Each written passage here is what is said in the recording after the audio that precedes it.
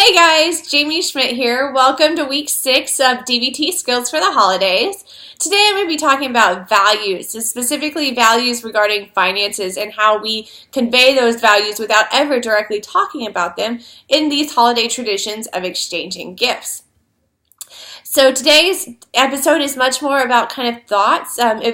Values are part of our emotion regulation module, and knowing your values is really important. But today I've just kind of got some stuff for you to ponder and think about as we kind of enter into the home stretch of the holiday season, is how we gift and what messages we're presenting to our family as we do these gift exchanges. So the first pondering question really that I wanted y'all to think about is like, where did your family values about the holidays start? What messages did you get as a child?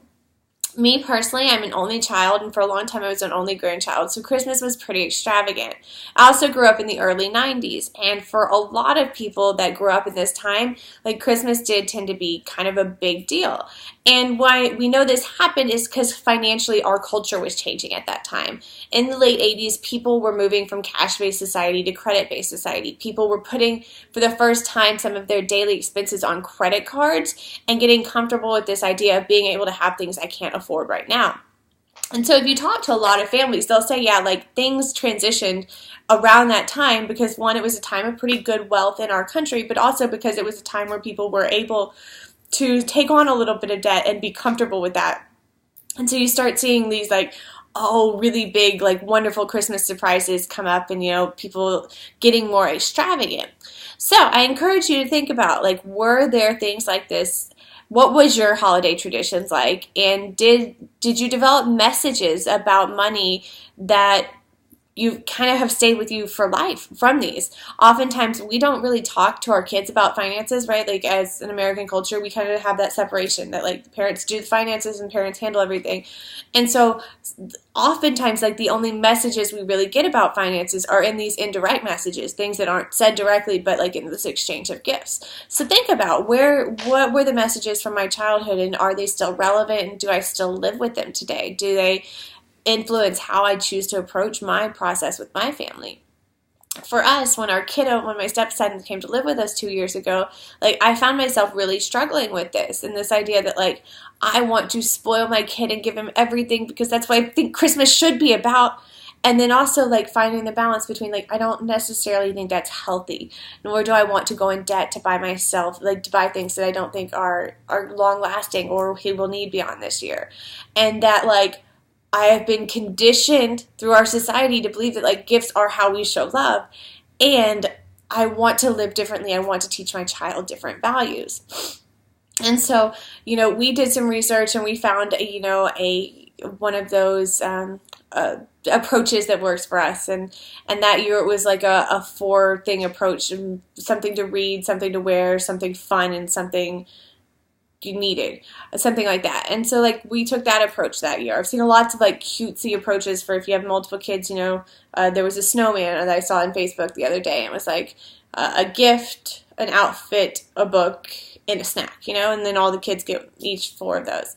And so thinking about, are there ways to change your approach so that you can present a value system that is really more in line with your personal values and that you would be proud to see passed down? Because that's the goal, right? 30 years from now, I'm going to be the grandparent going into my child's house on Christmas morning, watching them do family, the opening of presents, and I want to see them have a value system that is worthwhile and to not be stuck on materialistic things, to be stuck on pride and family, and to be, to be thinking about bigger picture things than just the newest item. Did I get that iPhone that I really wanted? So that's kind of thing number 1, is to think about how your family of origin kind of contributed to your values, and are they still relevant today? The other thing I'd like you to consider is to think about, are you using presents as a substitution for something else? In this day and age, so many of us have jobs that kind of they cross over. There's not this limit between family time and work time that there used to be. It's so much more integrated. And so I know a lot of times it's, I work so hard and I do have this money and I want to give my child these things and I want to spoil them. And then thinking too, is my time used in the best way possible? Are my resources fit in the best way possible? Is being able to give this thing to this person worth not being able to give myself emotionally all year round? And so as you're like getting ready to enter the new year, I think it's important to consider, like, is my life lived to values that are important to me, that is like allowing me to live day to day to the things that really matter to me? And if it's not, I encourage you to start taking the time this time of year to think about, how can I reposition for next year? How can I do things differently so that a year from now when Christmas is upcoming, that like I'm not dealing with the same moral quandary. Maybe I want to do something a lot more minimalist next year, and I'm going to spend all year preparing my family that things are going to be different. Mom is going to be more present during the year, but that means less presents at Christmas. And those are big things, but they're worthwhile things, and I think they're values changes that a lot of us as a society are adopting. You see things like the minimalist movement. You recognize, people are starting to recognize that our things are not making us happier. We have more, better, bigger than ever before in human nature, and we also have more depression, more anxiety, more mental health diagnosis than ever before. Our things aren't going to make us happy.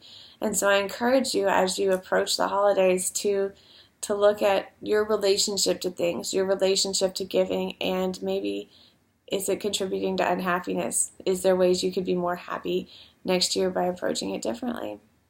I hope y'all have enjoyed this. Like I said, this is much more my ponderings than any specific skill to practice, but I think they're important things to think about.